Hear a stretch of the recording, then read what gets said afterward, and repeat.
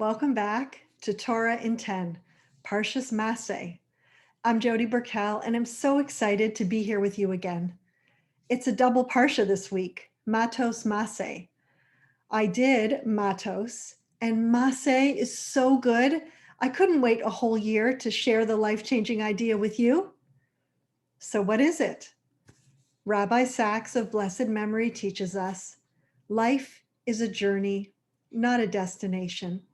We should constantly set ourselves new challenges that take us out of our comfort zones. Life is growth. When I read this, the little hairs on my arms stood up. I love this idea, and it's how I've tried to live my life and something I believe we can all relate to. Because, as I learned many years ago, life begins out of your comfort zone. This class is out of my comfort zone. But we'll get back to that later. To be a Jew, says Rabbi Sacks, is to be on a journey.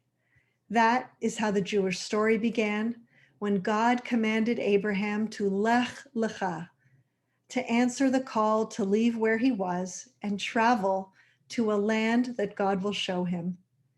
That is how it began in the days of Moses, when the family of Israel became a people. And it is the point endlessly repeated in Parshas Masei, where the Torah lists the places where the Jews camped from the time they left Egypt until the last stop before entering the land of Israel.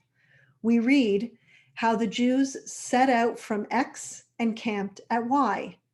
They set out from Y and camped at Z. 42 stages in a 40-year journey. We are the people who travel. We are the people who don't stand still. We are the people, says Rabbi Sacks, for whom time itself is a journey through the wilderness in search of the promised land. Our journey as Jews is unique in significant ways. Here are just a few Rabbi Sacks shares with us. Number one, the journey, beginning in the book of Exodus and Numbers, is undertaken by everyone. The entire people, men, women, and children. It's as if in Judaism, we're all heroes, or at least all summoned to a heroic challenge.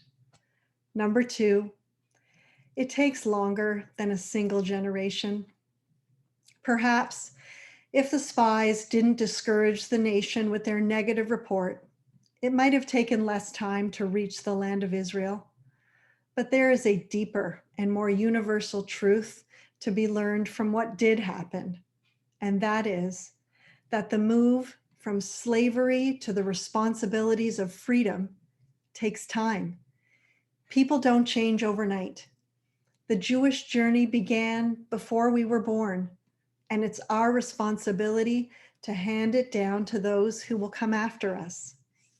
And number three, in myth, the hero usually encounters a major trial, an adversary, a dark force. Think Luke Skywalker and Darth Vader. But the Jewish story is different. The adversary the Israelites encounter is themselves, their fears, their weaknesses, their constant urge to return, to regress. I know each one of us can relate to this.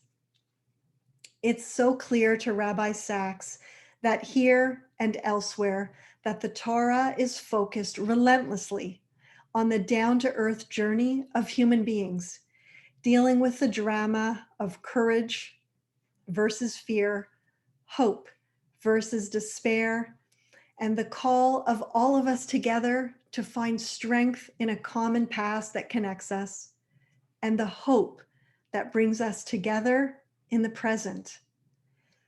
The Torah is not some far out form of reality.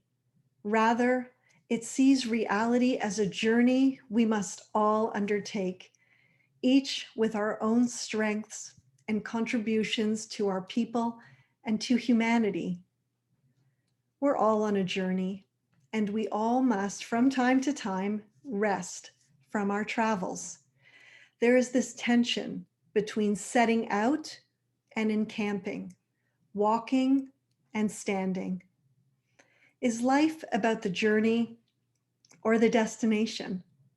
So often we have this destination-focused mindset. We ourselves sometimes act like our kids. When we start out on a road trip and we basically pull out of the driveway and the kids ask, "Are we there yet?" But we do the same thing, don't we? When we reach the age of 30, of 40, of 50, we think to ourselves, "Are we there yet? Have we made it? Wherever it is?" But when we focus solely on the destination, we miss out on the best experiences of our lives, and we miss the opportunities to learn from our mistakes, which is one of the reasons given for the listing of all the places the Israelites encamped in this week's Parsha. We made some mistakes, but the Torah is not rubbing our nose in it, God forbid. We're meant to take what happens to us and grow through our various stops along the way. But what happens? We don't value these moments because they seem to deviate us from our goals. And often when we reach these goals, we're still wanting more. And that's the problem. Life is not about the destination. The journey is where it's at. The key to finding real happiness and meaning in our lives is to focus on enjoying the journey, taking the time to stop and smell the roses, learn from our mistakes, and then keep moving forward. Study after study reveal that it's not reaching our goals that bring the most meaning to life. It's the process of reaching those goals that brings out the most happiness in us. Why? Because sometimes the end result of our effort is not what we planned. But God has a plan for each and every one of us.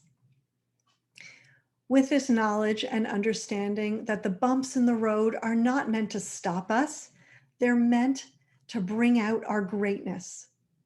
Now, this doesn't mean we have to give up on our dreams and our goals. It's good to be ambitious. It's great to want to accomplish enormous things in life. And by the way, Judaism teaches that there is a destination to which we were all working towards. Ever heard anyone sing, "We want Mashiach now"? But that's for another time. The world is moving towards perfection, and we have to ask ourselves, how can we be a part of that? Rabbi Sacks reminds us, in life there are journeys and encampments. Without encampments, we suffer burnouts.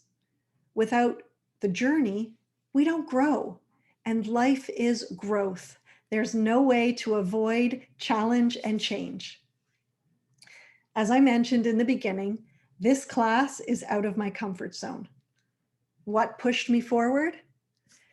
One of my favorite pieces of Torah is said in the name of Rabbi Simcha Bunim. He says, we should write 2 truths on separate notes and put them in our pockets. On one note, we should write, the whole world was created for me. On the other, I am but dust and ash. Every moment of our lives, we have to decide which piece of paper to pull out.